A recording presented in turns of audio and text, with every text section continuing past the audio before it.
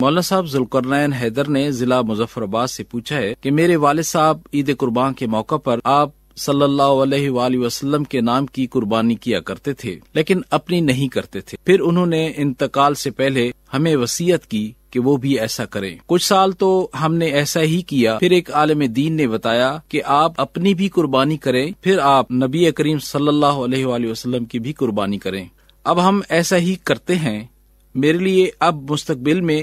کیا شرعی احکامات ہیں؟ کیا والد صاحب کی گئی قربانیوں کا ثواب ملے گا؟ پہلے تو والد کی وصیت کو اہمیت دیتے ہوئے ان کی وفات کے بعد ان کی خواہش اور وصیت کی تکمیل کرتے رہنے کا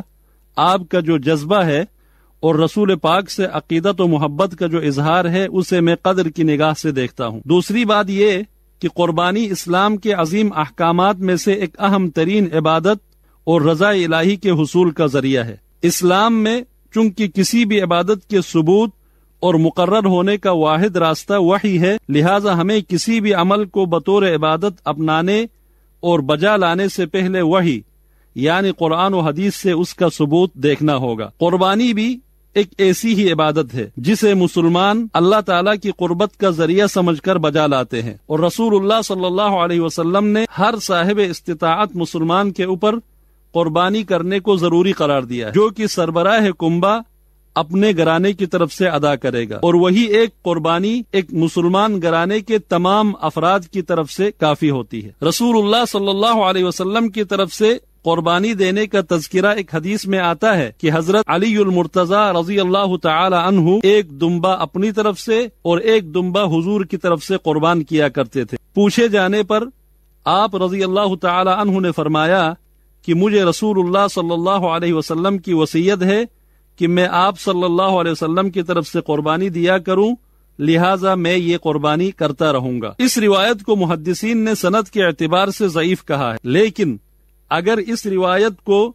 صحیح شمار کر بھی لیا جائے تو بہت سے فقہا اور محدثین نے اس عمل کو جناب علی رضی اللہ تعالی عنہ کے ساتھ مخصوص حکم قرار دیا ہے، کیونکہ آپ کو نبی کریم صلی اللہ علیہ وسلم کی وصیت تھی۔ باقی تمام مسلمانوں کے لیے یہ عمومی اور کلی حکم نہیں ہے۔ یہاں یہ بات یاد رکھیں کہ جب آپ اپنے گھرانے کی طرف سے قربانی کریں گے تو آپ کے فرض کی تعمیل و تکمیل کے ساتھ ساتھ آپ کی قربانی کا اجر و ثواب بالواسطہ طور پر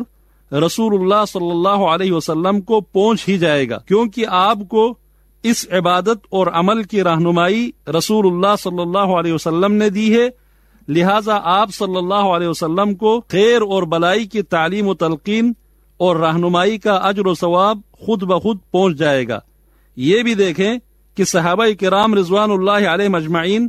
ہم سے زیادہ آن حضور صلی اللہ علیہ وسلم سے محبت و عقیدت رکھنے والے تھے، مگر ان سے کسی اس طرح کے طریقے کا تذکرہ نہیں ملتا ہے۔ باقی جہاں تک آپ کے والد مرحوم نے لا علمی کی بنا پر یا آپ نے کچھ عرصہ لا علمی کی بنا پر اپنی قربانی چھوڑ دی تھی اور صرف رسول اللہ صلی اللہ علیہ وسلم کی طرف سے ہی قربانی دیتے تھے،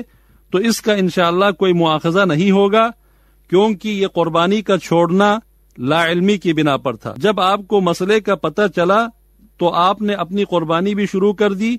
اور ہونا بھی ایسا ہی چاہیے تھا، کیونکہ آپ کو اپنی طرف سے قربانی کرنے کا حکم دیا گیا ہے، جبکہ حضور نبی کریم صلی اللہ علیہ وسلم کی طرف سے جانور قربان کرنے کے آپ مکلف اور پابند نہیں ہے۔